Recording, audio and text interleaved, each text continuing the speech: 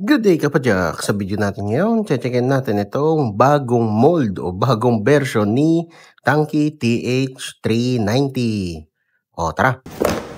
Kung bago ka lang sa channel ko, huwag kalimutan mag-subscribe at i-click yung bell icon para notified ka sa mga future videos ko.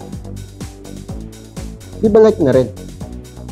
So, ilalagay ko sa description below yung Shopee link kung saan ko ito nabili. Yung box niya, ganun pa rin, Tanki pa rin. Nandyan yung skewer, ito yung front hub, ito naman yung rear hub, at ito yung cog spacer para sa mababang speed na cassette, at itong mga true axle adapter. So, ito yung skewer, wala pa rin nagbago, ganun pa rin, common skewer. Lahat ng kulay black dyan, gawa sa aluminum, tapos yung kulay silver dyan, gawa sa bakal. Itong mga true axle adapter, gawa yan sa aluminum. At dito naman tayo sa front hub, ganun pa rin, mukha pa rin siyang missile, parang wala naman nagbago sa itsura niya. Ang nagbago lang guys, yung colorway. So, black siya na merong splash color o splash effect. Anyway, ganun pa rin to, mahirap tanggalin. So, kailangan natin sundutin. Para matanggal. So, talagang masikip yan para watertight. Hindi pasukin agad ng tubig yung bearing. Ang bearing niya dito sa front hub ay 6903-2RS. So, actually, meron na akong review nitong lumang version ni TH390. So, check natin. Ang bearing niya ay 6903-2RS. So, yun nga guys, parehas lang sila ng bearing number o bearing size. NBK din na bearing to, magandang klase na yan. Kaya, ganito yung spin test niyan. Ayun parang fidget spinner Yes sir. At ito naman yung rear hub, spin test din natin Sobrang smooth, god damn. Although mas matulin yung ikot nung sa front hub Ito may konting lagkit. Siguro medyo tulog lang yung grasa nito. So ito yung bearing sa labas sa non-drive side. So 6902-2RS. At ito naman yung bearing sa loob, 6902-2RS. Alright. At ito naman yung sa labas, 6902-2RS. Parehas lang dito sa rear hub. Ngayon, dito sa loob, what? Ala.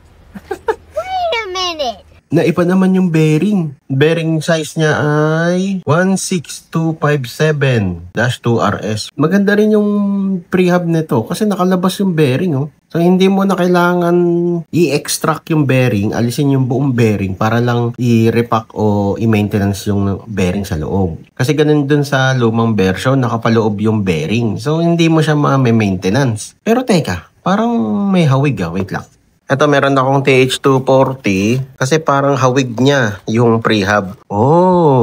Parehas lang. 16257-2RS. Dun sa lumang version ng 390, itong spacer niya makapal. Ngayon naman manipis na. Okay, tapos ito yung sa 240 Ganun pa rin, ayaw niyang pumasok. Kailangan pa natin balutan ng cable para pumaloob yung poles. Wait lang, kung pepersahin, wala. Kung ito sa sarili niyang pre-hub.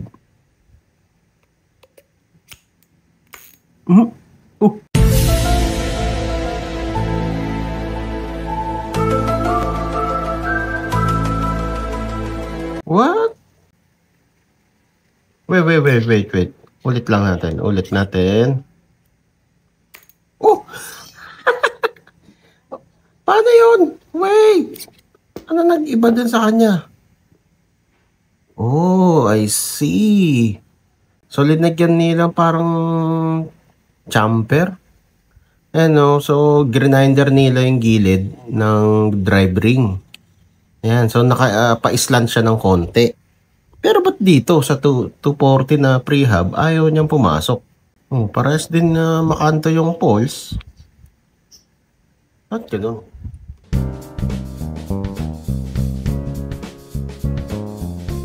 Baka nga talaga dito sa bagong drive ring.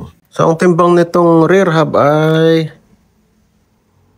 310 grams. At ito namang front hub ay 220 grams. So, 215. Parang naglalaro ng konti.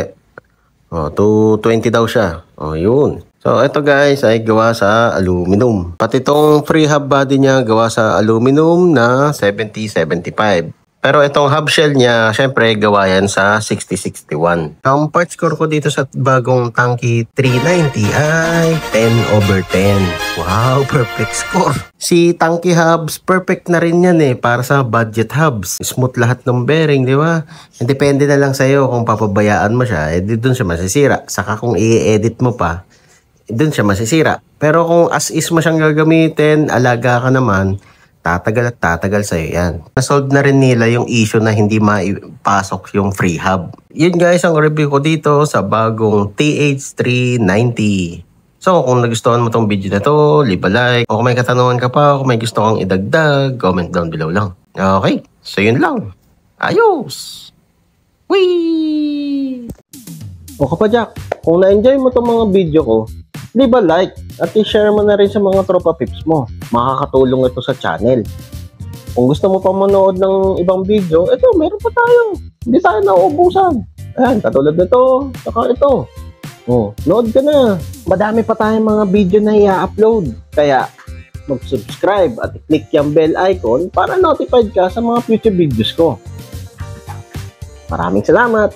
See you next time.